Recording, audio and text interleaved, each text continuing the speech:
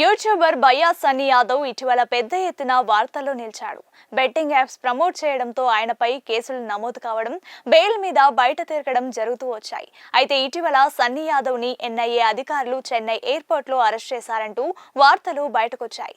దాదాపు అరెస్ట్ అయి కూడా 15 రోజులు అవుతున్నా ఇప్పటి వరకు సన్నీ ఎక్కడున్నాడు, అసలు ఏం జరిగిందనే విషయాలను మాత్రం ఎవరూ బయటపెట్టలేదు. ప్రెజెంట్ సన్నీ యాదవ్ కు సంబంధించిన ఎలాంటి వివరాలు బయటకు రాకపోవడంతో అసలు ఈయన ఎక్కడున్నాడనే సందేహాలు ప్రతి ఒక్కరికి కలుగుతున్నాయి. ఇలా బయ్యా సన్నీ యాదవ్ ఎక్కడ అంటూ నెటిజన్స్ అన్వేష్ కు పెద్ద ఎత్తున మెసేజ్లు చేస్తున్న నేపథ్యంలో అన్వేష్ ఒక వీడియో రిలీజ్ చేశాడు. ఈ వీడియోలో భాగంగా ఎన్నో సంచలనమైన విషయాలను బయటపెట్టాడు అన్వేష్.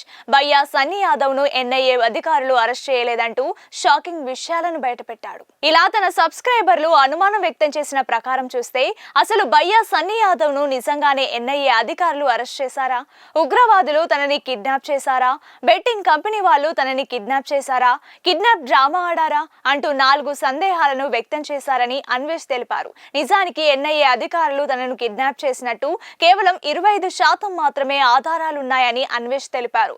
ఇప్పటి వరకు కేవలం న్యూస్ ఛానల్లో మాత్రమే తనను ఎన్ఐఏ అదుపులో తీసుకుందంటూ వార్తలొచ్చాయి. ఎన్ఐఏ మాత్రం ఇప్పటి వరకు ఎక్కడా అధికారికంగా తెలియజేయలేదని తెలిపాడు అన్వేష్. ఇకపోతే సన్నీ యాదవ్ పాకిస్తాన్ కు ఈ మధ్య కాలంలో పెద్ద ఎత్తున టూర్లు వెళ్లడం, అక్కడ ఉన్నటువంటి వారికి మెడిసిన్ సప్లై చేయడం, అలాగే కొన్ని మతపరమైన వంటి సమావేశాల్లో పాల్గొనడం జరిగింది. ఈ విషయాలన్నింటినీ కూడా సన్నీ యాదవ్ స్వయంగా తన యూట్యూబ్ ఛానల్ ద్వారా తెలియజేశారు. ఇలా ఉగ్రవాదులకు సంబంధించినటువంటి సమాచారం సన్నీ యాదవ్ దగ్గర ఉన్న నేపథ్యంలో ఈయన ఈ సమాచారాన్ని ఎక్కడ బయట పెడతారోనని ముందుగానే ఉగ్రవాదులు తనను కిడ్నాప్ చేసి ఉంటారని అన్వేష్ తన సందేహాలను బయటపెట్టారు. ఇకపోతే బెట్టింగ్ యాప్స్ ద్వారా కొన్ని కోట్ల రూపాయల డబ్బు తీసుకుని వాటిని ప్రమోట్ చేయకుండా ఉండిపోయాడు.